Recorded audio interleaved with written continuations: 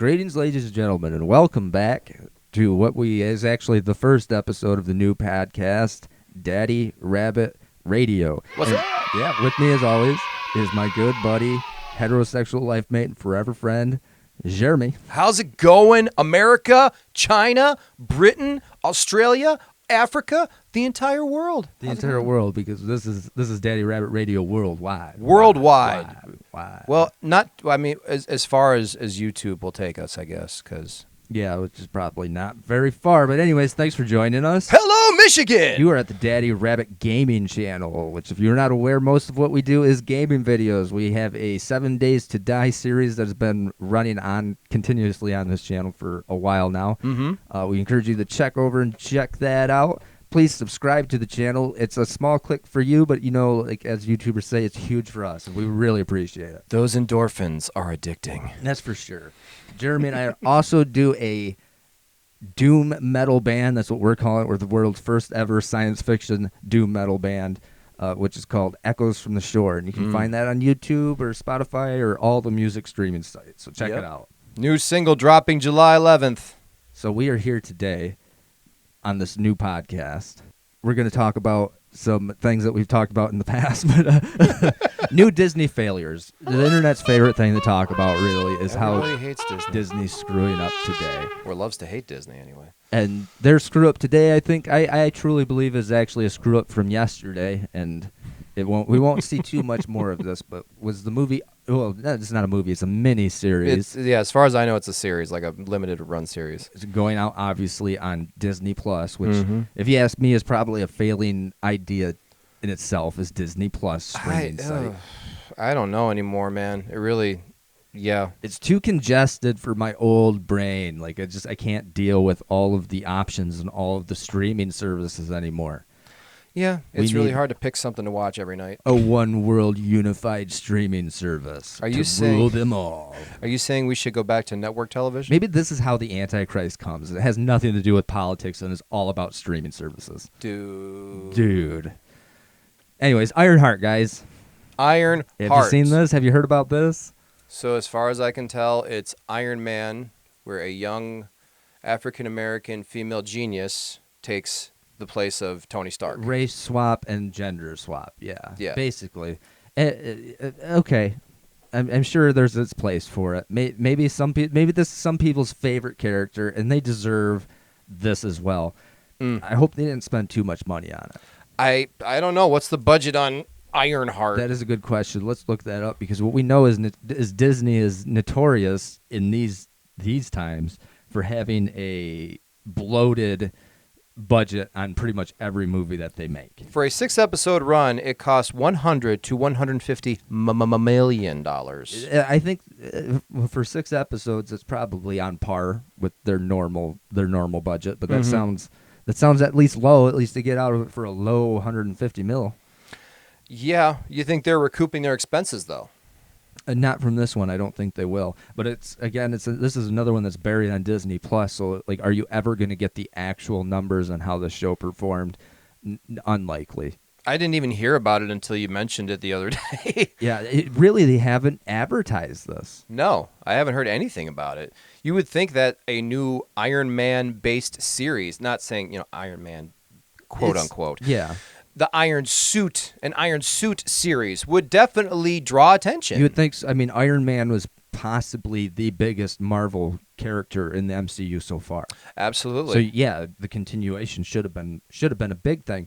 But I just feel like Disney's advertisement has been lackluster for a while. Like, it's not very good, and it might be because everything's on the Disney Plus. They're advertising for Disney Plus viewers, but they need to grab in a bigger audience, because Daredevil came and went too. The continuation of the Netflix show, which I thought Netflix show was fantastic. Yeah, I've watched the entire run several times. Wow. Yeah, I really liked it. The fight scenes, I think, were like great choreography. Like so it felt real. It felt gritty. It felt good. Good. I mean, I'm not sure if they continue that in the Disney show. I'm seeing like the audience was rather receptive of it. Yeah. Again, I don't know. I'm seeing like a 4.4, pretty decent. I don't know what kind of numbers it pulled in, but there too, I didn't feel like it was advertised. Like, I didn't see it anywhere. Now, somebody who I think is capitalizing on that advertisement for his new run of a new superhero movie is James Gunn and the Superman, this new Superman. Oh yeah, definitely. I don't know how it's going to be. There's parts of it to me that look pretty good, and parts Yeah. that I'm cringing at. I'm not liking. Yeah. But I'm seeing it everywhere. That's true. I am seeing a lot of Superman ads. I don't know how I feel about the movie either. I've seen the trailer several times. The cast looks decent. I'm glad they're bringing in Guy Gardner and all that stuff for this new It one. would be fun. David Cornswet as Superman, for some reason, to me, he just does not fill that suit out appropriately. He doesn't, and that's been a complaint from the internet, is that the suit is baggy and like, Yeah. it's not a muscular Superman like Henry Cavill was, right? I still think Henry Cavill was a great Superman. He was. You He could was a argue that fantastic the Superman. movies weren't great that he Yeah. was in, but that doesn't take away like the aesthetic appeal of Henry Cavill as Superman. No, which he was could great. definitely. I could definitely see him as a staple in the He Superman could've- yeah, universe. could've kept it He's going up there with forever. Christopher Reeve, definitely. Yeah, as I'm long not- as he avoided like any major injuries or tragedies like Right. that. So we got like Christopher Reeve, Dean Cain. Yeah. I'll call him Superman. Dean Cain, I love that show. I love back in the Lois day. and Clark. Hell yeah. And Henry Cavill, definitely as my three Supermen. Yeah. Yeah. Brandon Routh. No thanks. No thanks. No thanks. Did not enjoy that. I film. didn't. No. I recently tried to rewatch it, and just seeing Kevin Spacey again, I'm just like, So I think the Superman movie is going to be a success, and I think Oh, it's absolutely. it's gonna go down as like the best Superman movie ever. And James Gunn is going to get all the credit, It's which I gonna think is be. bullshit. It's going to be bullshit, dude. Because like I'm watching previews, he's fighting a kaiju. He is fighting a Godzilla-like creature in this movie. Superman is? Yeah, and I bet didn't it's see that only a trailer. part of the movie, dude. oh wow. And like I've been saying this about Superman movies since the dawn of Superman. It's like all he does is fight Lex Luthor. Yeah. Like these last ones, it really the Superman Batman where he fought against Doomsday is like one of the only like big villains that you've ever seen Superman take on. And James Gunn gets to throw his hat in the ring and he gets a kaiju. A kaiju. Like of course, it's already a better movie if you ask me. Because it's Superman. It's Yeah. not just fucking Lex Luthor. Yeah, absolutely. Because, how many movies has he fought Lex Luthor? The first four. Every one, pretty much every single one of them. And there was the old original Christopher Reeve Superman where he did have some other villains, but those were in the more obscure, Oh, dude. like if 4 we're and gonna- 5. Dude, the number 3 and he's still, Lex Luthor was in number 4, but I don't know what the fuck they were thinking with number 3. I mean, Richard Pryor, bringing him in, no. You should not have slapstick comedy in the beginning of a Superman Yeah. film. It was horrible. I guess you did have like Zod in both iterations, the old Christopher Reeve and the new Henry Cavill. He fought against a fellow Kryptonian. Yeah, You know? I mean, people criticize Michael Shannon's portrayal as Zod. I thought it was all right. Okay. It was okay. I'm glad they brought Zod back, though. Yeah, The it's a- character it's of a good- Zod. It's a good starter villain. Yeah. Yeah. You had to give somebody besides, and he did technically go up against Lex Luthor in the Batman movie, the Batman versus Superman movie. Right. Right. Yeah. It all Yeah. surrounds around Lex Luthor. Yeah. Jesse Eisenberg. And now, who's playing the new Lex Luthor? Oh, I forget. Is it Nicholas Hoult? I'm not sure, but you could look I'm that gonna up. look that up quick. real quick. I think it's Nicholas Hoult. Anyways, yeah, I this movie is looking good, despite like all of the things about it that look bad. And there's been a couple things. Yeah, Nicholas Hoult. But overall, I think it looks good. A lot of cool stuff in the Fortress of Solitude that I've seen so far. Crypto. I'm not into that. I could do without crypto. Oh, we don't need a CGI dog. We don't. It's cute. I get it. It's for the younger audience and, adorable appeal, but we don't need crypto. Right. And he's got all like the Superman robots and Fortress of Solitude. That just looks cool. Yeah, that stuff. Yeah. Yeah. So maybe we are on like an uprise for movies, especially like the ones that we like the superhero portrayals and whatnot, which I know a lot of people say aren't real cinema, and they're really not. But I would like to see the superheroes, the comic books portrayed in a way that's respectful. Anyways, but- Absolutely. Yeah. I think that we get the Justice League America in this one, right? Well, you're seeing like a version of it because that's Okay. where like Guy Gardner comes in. I think that would have been like the Justice League International. There's probably those teams like always fold. They start off those comic book runs with their A-listers, Batman, Superman, Wonder Woman, and eventually it switches off to Blue Beetle and Bloodwind. Yeah.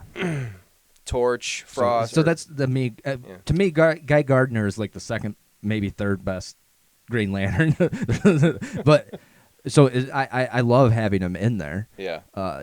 One thing is he was like a huge character in the Superman Dies run back in the 90s. That's very true. He was. What did they do? They said that he couldn't be a Green Lantern. Now he's a Yellow Lantern. He was a Yellow Lantern at he the was a Yellow time. Lantern. Okay. That's probably a crazy story, but yeah. I still got that book at home. Yeah, it was a good one. It was a good one. So I wonder if we're going to see Booster Gold in this movie because I really do like that character. You like Booster Gold? Yeah. The greatest hero you'd never heard of. I don't really understand his power. He's a time traveler. His power comes from technology that they stole from like the 21st, 20 whatever century. You know. So no, he's like give himself a force field. Yeah, he's got a force field, a ring that allows him to fly, which is the Legion ring. Yeah. Okay. I don't know much Stuff about like him, that. but I do enjoy his character. But he time travels and he does a lot of. Well, these were the older comics in like the 2010s, anyways. He does a lot of like, just basically, he can't alter the timeline kind of thing.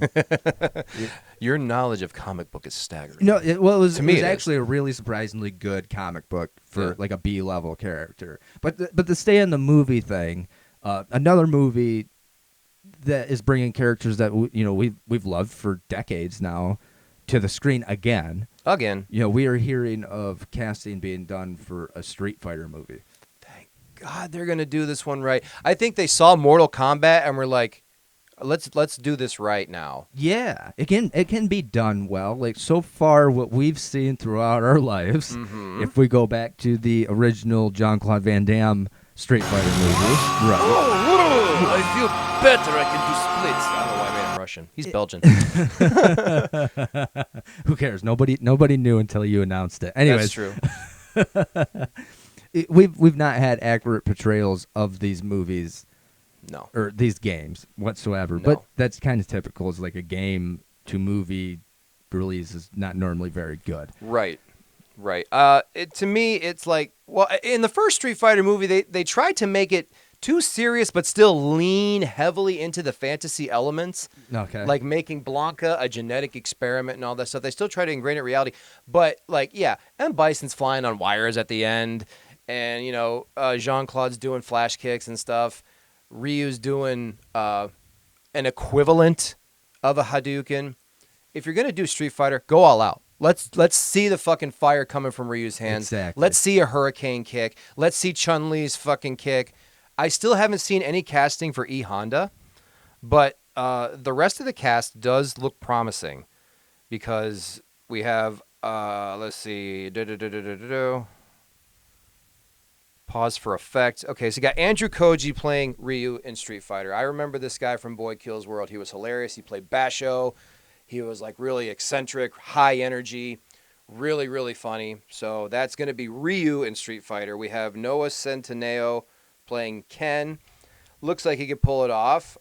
So we had mentioned like fantasy characters, like if your fantasy cast. I don't really have a fantasy cast for now, unfortunately. I really don't for this movie. But I do for this character, and we've already talked about him. But I think if you just put long blonde hair on Henry Cavill and put him in that outfit, taught him some karate moves, he'd look really good. Yeah. And I sound really homo right now and not intended, but he would look hot, bro. He look hot as Ken. Kalina Liang I'm sorry if I'm mispronouncing these names, as Chun-Li. Now, I said with her, I just want her to be thick. Yeah, she has to be a thick-thighed woman. You cannot have a petite Chun-Li. You cannot. You cannot have no ass and no thighs on a Chun-Li. You can't. And that's not a commentary on women's looks. That is a commentary on the fact that I want these characters to be as authentic to the screen as they possibly can. Yeah. David Dashmalian playing M. Bison. He is blown up. He's the Late Night with the Devil. Like I said, I saw him in The Dark Knight the first time I saw him, but I loved him in Late Night with the Devil. He's playing M. Bison. I hope he beefs up a little bit because he is kind of a scrawny guy. And I always, I'm seeing the same thing. Yeah. I always imagine like the picture they have next to him of M. Bison is just like all Street character fighters are abnormally ripped. Right. But Raul Julia at least had like a puffy suit to kind of make up for the fact that he was kind of dying. So Kind of. yeah, he died at the end of Street He Fighter. was totally dying. Yeah, he was totally. Yeah, kind of is a bad. Yeah. And here we go. Now here's where it gets interesting. Cody Rhodes as Guile. I don't know, dude. Like, where else can you go? Chris Evans? No, I can only imagine the American Nightmare playing. It would be great. I often Guile. in things like this would rather cast wrestlers Yeah. Oh, dude. Yeah. Yeah.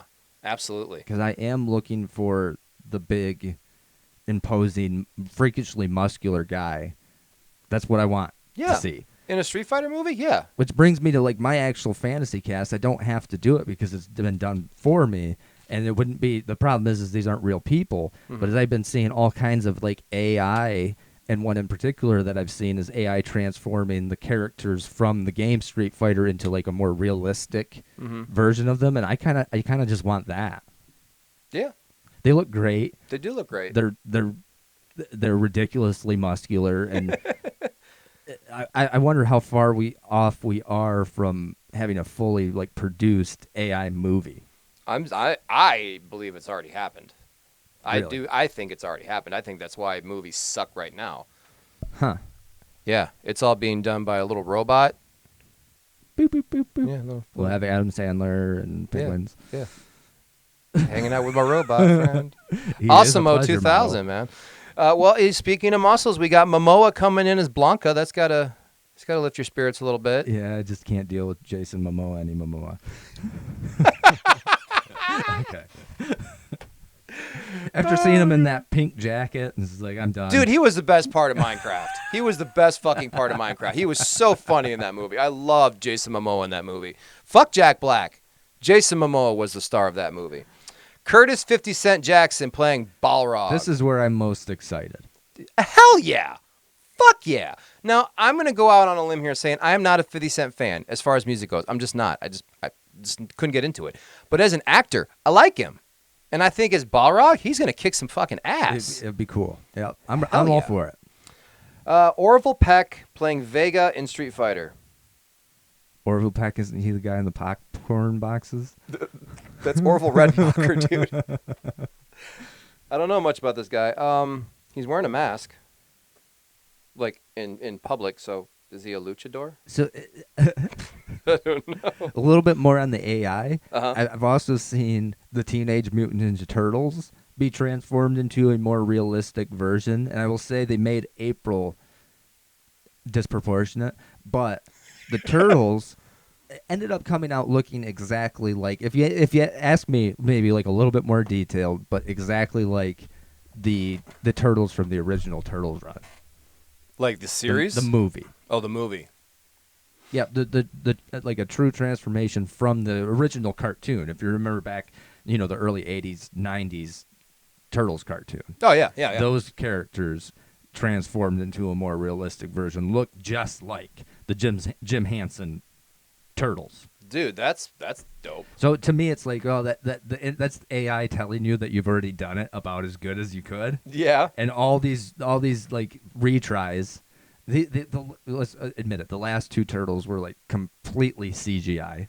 Well, I mean, what was going on with the episode, the series where the Turtles had like huge feet and huge hands, but the rest of their arms and legs like tapered up? Well, that's an animated one. Yeah, that you're talking about? yeah. I know, they've been pushing more and more like animated liberties with those kinds of things. Definitely. But I think that all comes from like the success of the Teen Titans animated show.